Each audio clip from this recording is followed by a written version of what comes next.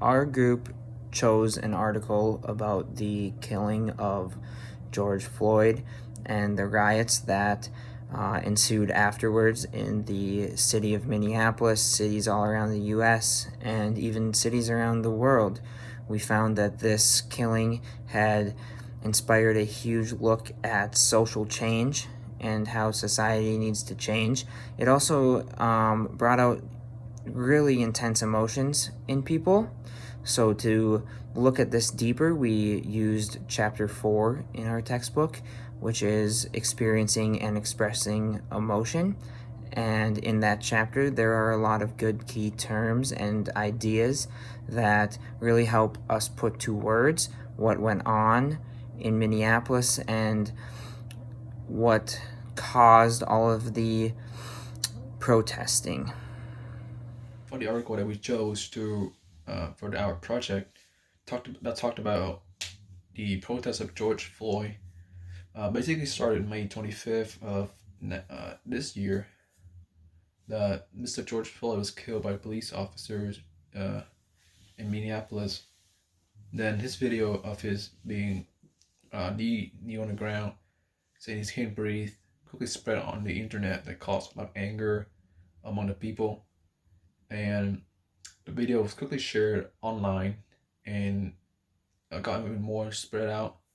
The next day, May 26th, protesters started around Minneapolis and other cities, but quickly, unfortunately, spread into more violent and destruction of property. To summarize, after chapter 4 talks about emotions and feelings.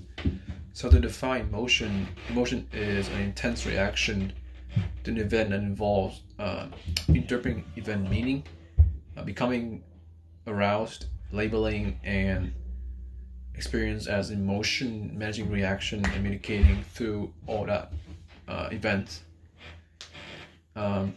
Emotion is very important in our life. It is a common occurrence as well, because it's very important.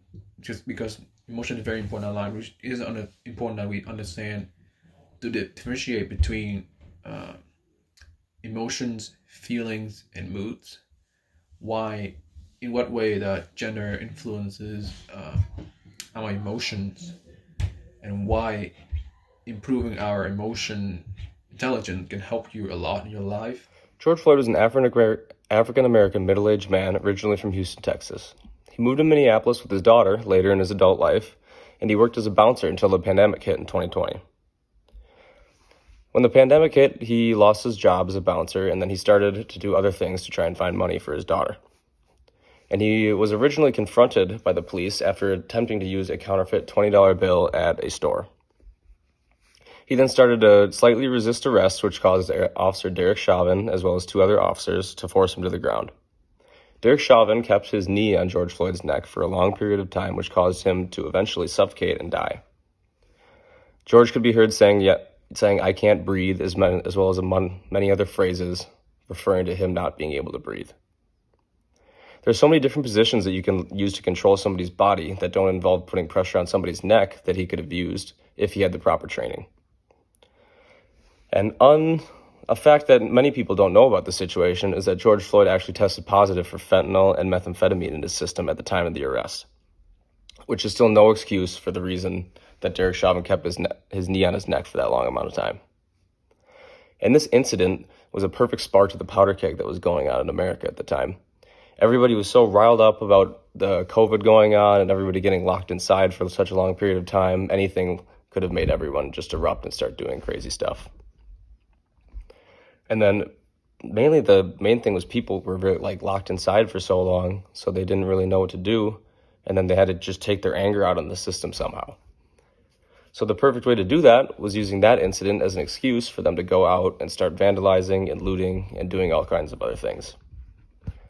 I personally actually was fortunate enough to go to one of the protests during the day, and it was actually a really good movement where people of all races came together and they moved for a certain goal. But at the time, when the protest started turning towards the end, when curfew came in and people were forced to leave, the police started to shoot tear gas into the crowds and many people started to freak out. And then almost a whole nother wave of people came into the protest. They were wearing masks, covering their identity, and they were bringing gallons of milk as well as other things that they could throw at the police officers. And the milk was actually used to pour in the eyes of people that had been tear gassed so that they didn't have as much of a painful experience with it. And after attending this, it was kind of a crazy experience because I left as soon as they started throwing tear gas into the crowds, and then we kind of ran back to our car and went back to my friend's house. But it was still a really interesting experience that I thought I need to see once in my life because it might not ever happen again.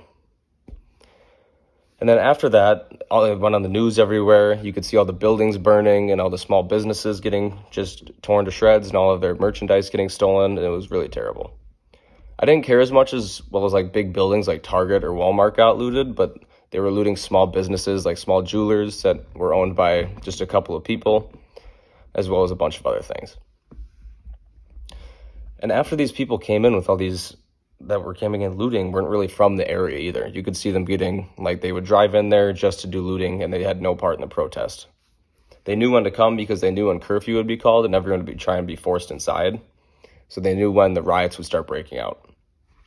There was also a lot of other strange things that were going on, like men dressed in all black that would start the fires, and then they would start like throwing bricks at things to kind of erupt the entire crowd and then get the crowd mentality going around the riots, which didn't help anything at all.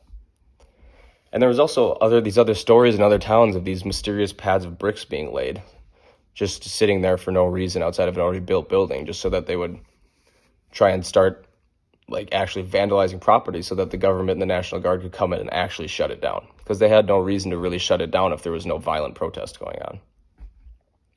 And yeah, these riots were kind of a crazy thing because we haven't really seen anything like these since the Rodney King riots in LA. And for it to happen in such a close place like Minneapolis was kind of a crazy thing. And I'm just glad that I got to see what happened and what can really change people and make people kind of snap and become a different version of themselves that they would never broadcast to everybody. During the riots, it is no surprise that tensions were high between minorities and law enforcement officers. People on both sides experienced and expressed multiple emotions, the main one being anger. Minorities were angry and frustrated because the death of George Floyd should never have happened, and it seemed that no justice was taking place. Police were frustrated due to all the riots and vandalism taking place with no sign of it ending. Chapter 4 describes how anger can make individuals respond in a verbally or physically violent way. Both sides were frustrated with the lack of progress towards peace being made, which made it even harder to achieve. Some of these individuals involved in the riots may have also been suppressing their frustration for so long, causing them to build chronic hostility. Chronic hostility consists of individuals spending most of their time being angry. Because of this, some rioters and protesters most likely let their emotions take over, therefore causing them to participate. Law enforcement officers were under constant criticism during this time as well, causing them to become more frustrated with the riots. Even though not all protesters were involved in the riots, law enforcement was nervous of these protests turning violent. Due to this frustration, they were more likely to act in a more violent manner. Overall, everyone involved experienced many emotions, which made it harder to achieve the goals they had set: peace and justice. As we stated earlier, the tension between the police and the African American community became worse than ever, which sparked a conflict between the two entities. As a response to the protests, big cities began to limit the certain amounts of units that were dispatched to certain areas. Stores began boarding up their windows to prepare for what could have happened if the trial of Derek Chauvin swayed opposite of their views. After the trial ended, Derek Chauvin was charged on 3 counts: 1 count of second-degree unintentional murder, 1 count of third-degree murder, and 1 count of second-degree manslaughter. After all the charges were released, emotions in all the communities began to tone down. Whereas there was a street named after him, a whole wall memorial was made, and the family of the victim was supported with helping hands from all across the country. So yes, this is an incident where things began to change everywhere, not just with justice and regulations, but with the power of overcoming grief and the expression of emotional contagion the community gave as a whole.